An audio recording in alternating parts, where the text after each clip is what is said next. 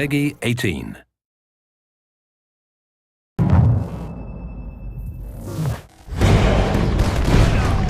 It's one of the most anticipated titles in gaming history. Now, in this 4-part series, get an inside look on the making of this truly revolutionary game. Inside the process of the creative team, the designers, writers, artists, and animators who brought it to life. So that's what we need. It's going to be better than the cloud of smoke. Inside the technical breakthroughs that made it all possible. And inside the American Revolution, with interviews from war historians. It was a slaughter on the ground. Soldiers. It's guerrilla warfare. And weapons experts. They would use their weapon in whatever way they could. Who show us just how brutal the war really was. This is Inside Assassin's Creed 3. I don't think people realize how big an undertaking it is, how many people it takes to sort of achieve the level of quality and scope that we have. Assassin's Creed 3 is a big-scale game. The amount of things that are produced per day, that are developed per day, it's amazing. The team has grown to be several hundred people in 5 studios around the world, all of them working on really specific elements, so the amount of work is just staggering. In total, it's over 30 hours of gameplay, and we have 2.5 hours of cinematics, which is as much as any major length movie, or even more. We have an amazing team on AC3. Everyone's super passionate about the project. When we started AC3, we knew it had to be big and ambitious and different. It's very rare in your career that you get an opportunity to try and go for the gold medal, and we really felt like this was our shot at it. A lot of tired people on the floor right now, but a lot of happy, tired people.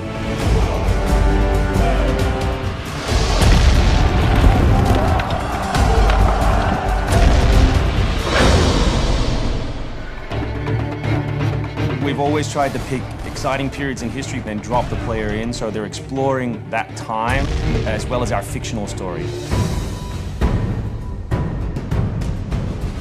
Make ready. Present. The American Revolution was a very pivotal time because the concept of self-government as opposed to being governed by royals, it was very radical for the era. It's a great setting for a game because there's high stakes. It was the founding of a nation. It was a time when an individual could make a difference. It was all or nothing. They had to win or die. The Revolutionary War was an incredibly brutal experience. This is something you just don't really hear about in the history books, and something we wanted to bring to life in the game.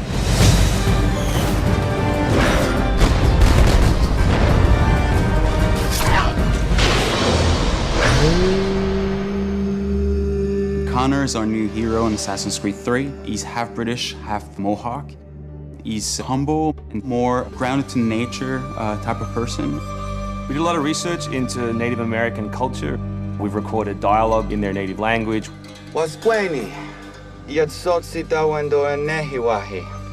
Excellent. I loved it. And we've tried very hard to reflect their culture as accurately as possible.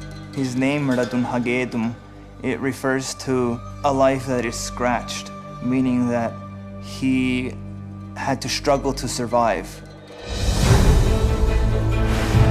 Connor, as a hero, is someone who sees himself as a defender of the people. He's more inclined to justice than revenge. It's one thing to declare our independence. Now, my friend, we must make it so. Connor's goal is to assassinate key historical figures at major battles, at major events during the Revolution.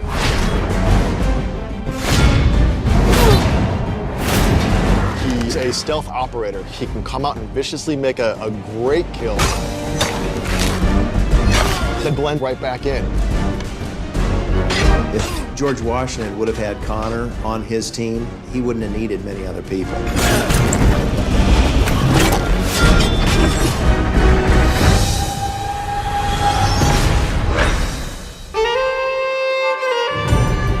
Anvil Next is an engine that gives us the possibility to do things that were not possible to do before.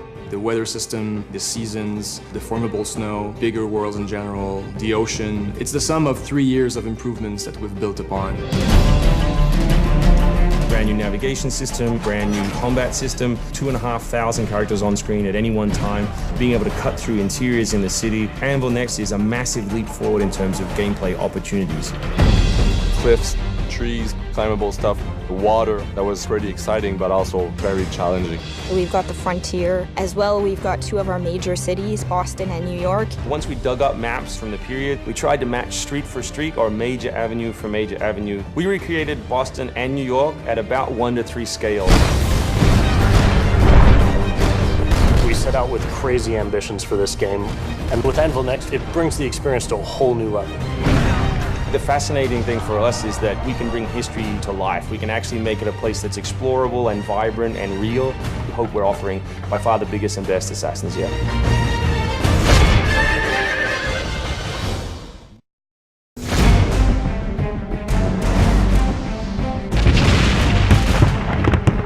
Something we really wanted to emphasize was the sheer brutality of combat in the period.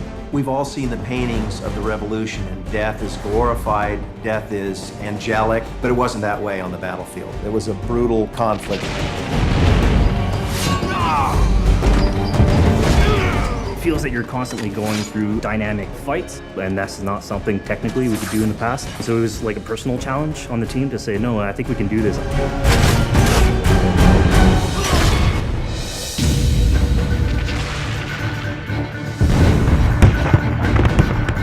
These armies are filled with different types of weapons. So, you have everything from muskets, you have grenadiers, you have guys with boarding axes. Being shot by a musket would be an awfully painful way to go. The caliber size of the ball was at least 3 or 4 times as large as anything that any modern military is using today. After the muskets were discharged, they would charge with their bayonets. What basically is a giant spear, and he has every intention of running that through you. They would shoot and then they would march, and that hand-to-hand combat was really brutal. And whether it's people using a bayonet affixed on the end of a musket, a small hatchet, this is a kind of killing that is very mano a mano.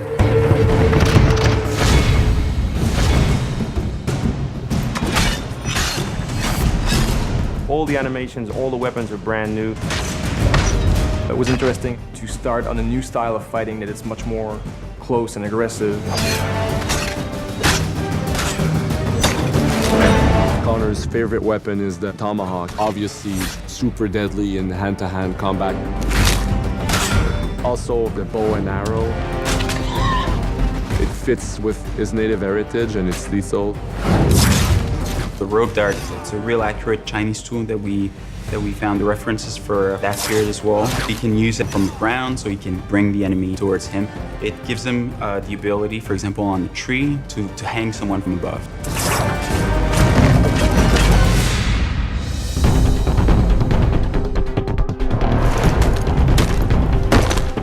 In Assassin's Creed 3, the one thing that we decided to do is to revamp the fight system from scratch. We wanted the skill in the combat in the game to be about transitioning from character to character by choosing the right moves, by performing them correctly. It allows you to basically mow your way through large numbers of people if you're good enough without stopping. What do you do if you go into a bunch of guys with muskets and they try and shoot you? So we had to figure out, can you dodge them? Can you run away? And we've added all these options, but our big one is the meat shield, where you can grab a guy and he gets shot instead. Our mocap guys are stuntmen. We spend a long time with them rehearsing and figuring out exactly what would be the greatest choreography for it to go through, like multiple people. Connor is trained in a very different style of fighting to the British soldiers. The close quarters flow of the combat that's happening between the punches, the kicks, and everything else is indicative of what happens in the real world. I'm very impressed by the moves that they do. It's cool to see push kicks and axe kicks and different sort of takedowns that are done correctly and very believable when they're done. We're hand right. Punch to the face, boom, to the throat, to the groin, finish with boom. This is something new for us that we're really proud of. It's fast, it's fluid, and you go through these guys like butter.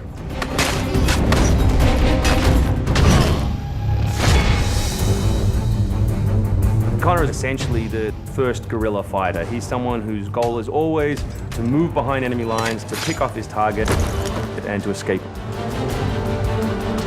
employing guerrilla tactics, or what we now know today as asymmetric warfare, was something that truly was a component of the American Revolution. They learned what we would think of as guerrilla-style warfare. You know, you sort of hit quickly and then disappear. American tactics were really frowned upon by the British because the Americans did adapt the tactics that were used by the Native Americans from the French and Indian War. The first big battle, Lexington and Concord, takes place on a New England town green. And as the soldiers march back to Boston, they are marching along a dirt road lined by stone. You know, it's not the most effective strategy, wearing your bright red coat and march through the woods while some farmer's trying to shoot at you. The Americans brought a tactic that they couldn't really cope with. They essentially took it away from the battlefield and they started guerrilla tactics.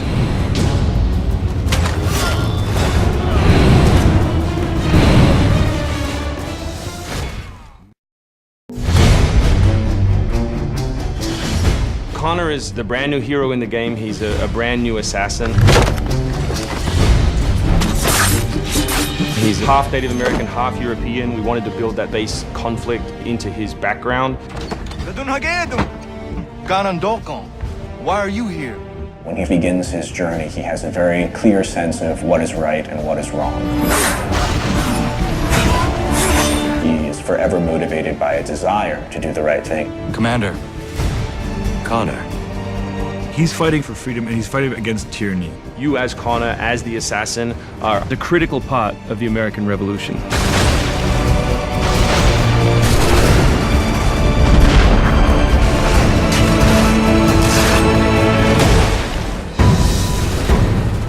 The way that we wanted to deal with the historical figures was for you to meet them sort of over the course of your journey in a way in which the history books wouldn't normally portray them. General Putnam. Many of the founders were very tough individuals. Many of them were the equivalent of the modern badass. Our founding fathers were very hard, disciplined, dedicated individuals who wanted freedom, who wanted liberty, who wanted to express themselves their own way and not be controlled. These founding fathers were comfortable with war and they were warriors. Do not fire until you see the whites of their eyes. Connor doesn't know much of the European ways at first, and then he gets to learn about these guys, these heroic figures. So for Washington, for instance, he sees that very strong guy, and Connor believes in him. Connor is moving in and out of both the Revolution and the rest of the history. Whenever he sees conflict between two groups, he takes the side of the greater good.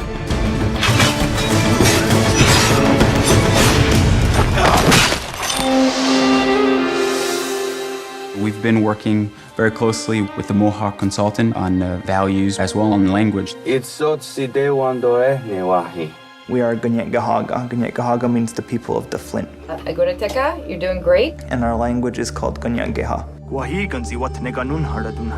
Every time that he's with his people or in his village, they speak the language, which I think is really cool.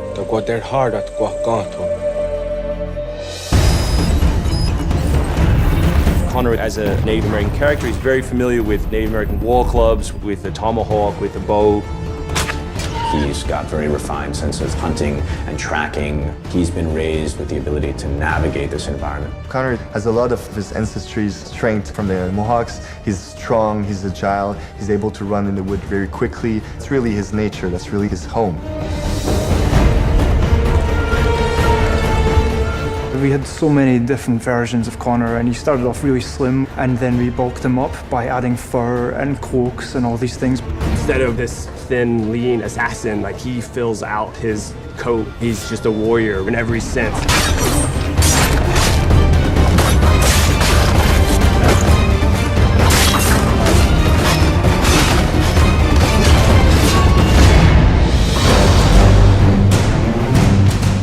The animation team has built over an hour of new animations just for Connor alone. We started by looking at lots of military moves and even traditional ones of how you would fight with a tomahawk. We looked at that and we just thought it wasn't awesome enough. So we went really brutal, and it wasn't just throwing in blood.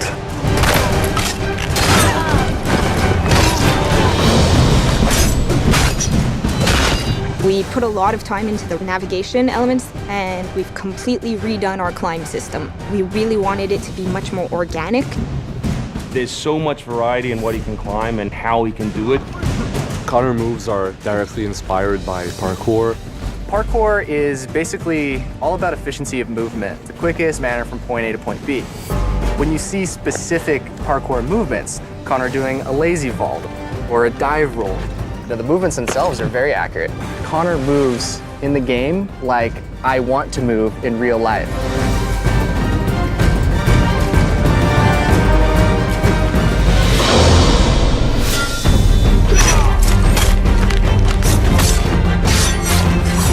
Wanted Connor to be a dual-handed specialist, so basically he's ambidextrous, he can fight with both hands. When he lands, the ground shakes, and when he fights, people are getting knocked left, right, and center. He's very brutal.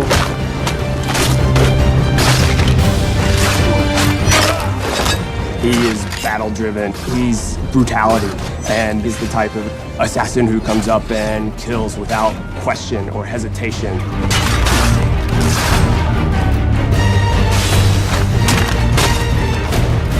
Soldiers were not really able to go up against Connor. Connor's a killing machine. He's a ninja in a tank with a Wolverine in there.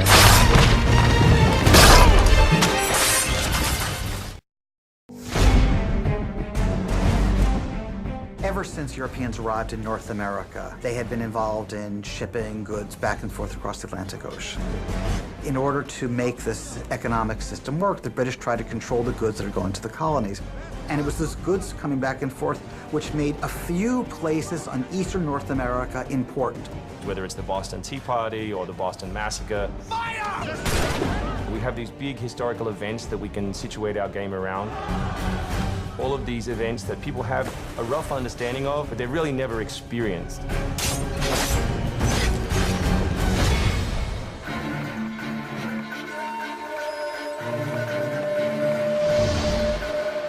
We had to go back and get our historian to find us accurate maps from the era of what Boston and New York looked like.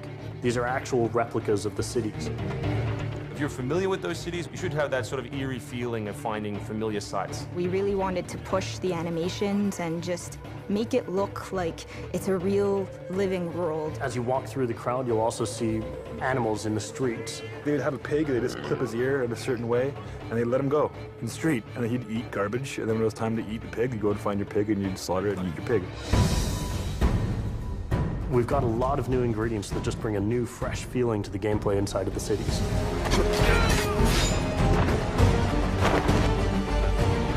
We have these great new stalking zones that you're going to find throughout the cities. It's a great way for you to remain hidden from your enemies and actually be able to sneak up to them so that you could assassinate.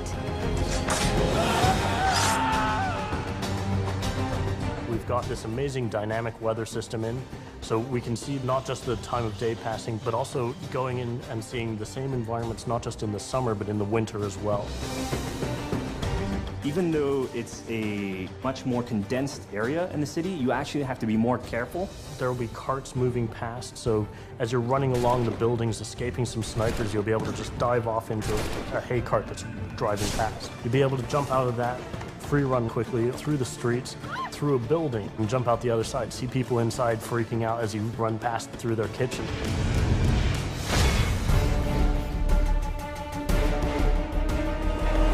Living on the frontier was extremely difficult. Not only did you have harsh winters, cold, freezing temperatures, in the summer you had heat, humidity, so it was a gamble every year that you were out on the frontier, whether you're going to make it or not. For AC3, the biggest difference is just having access to the frontier. So this huge wilderness area that you can sort of explore at your own pace. It's a forest, the navigation in a very new environment, in a very organic environment as well. In the frontier, you'll be able to navigate through deep snow, but also snow does impact your gameplay. It will slow down you as well as your enemies. Once we decided that we were going to build the frontier, we realized obviously we need to populate that area. So animals became a very big deal. We have over 24 different species of animals in the game. There's an entire hunting loop that you can engage in. Whenever you're building elements such as animals, you're halfway trying to be real and halfway trying to fulfill that fantasy of what people expect. One of the great new features we have in the Frontier is the new tree running. Connor being really fluid and being able to navigate through the trees. The Frontier is really our new playground.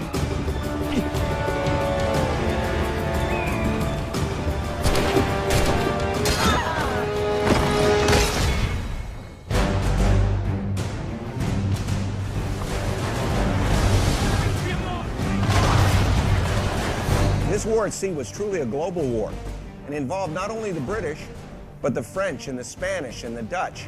Naval engagement of that period was all about closing the distance. Boarding is the end game. You've got to be able to close with the enemy, get alongside, then get on board to steal his ship. You want to take that ship intact if you can, because that's where you get your prize. The prize is whatever is on that ship that you want. Naval warfare was absolutely decisive to success in the American Revolution. Commerce comes by sea, at the same time invaders come by sea. You control the sea and you control the conflict. It's a huge part of the historical period. The revolution is won pretty much at Yorktown by a blockade of ships. You know, we can't ignore this part of the history. This is critical. This is something that we have to do. We started a whole team up just to specifically focus on the naval experience. Naval combat has been a huge challenge. The technology of the wind, the water simulation has been a massive undertaking for the team. Initially, we didn't even think it was feasible because it's a big moving structure. It's a full simulation on high seas where Connor is controlling a ship, he's controlling a crew as well, so he's kind of the master and commander on the ship. Very exciting. I mean, you are on a moving vessel that is very much part of the sea itself. This is something that we wanted to engage in and build for the game. That was a huge challenge that we set ourselves and actually turned out pretty good.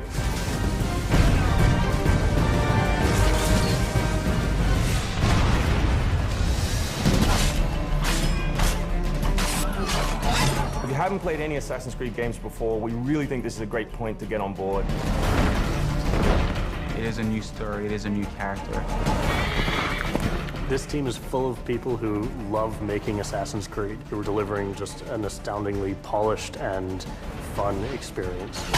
As a creator, nothing gets better. To be frank, it just looks great. Seeing all of this coming together at the end, it's amazing. For new fans, really, this is about as good as it gets. It's by far the biggest and best Assassins yet.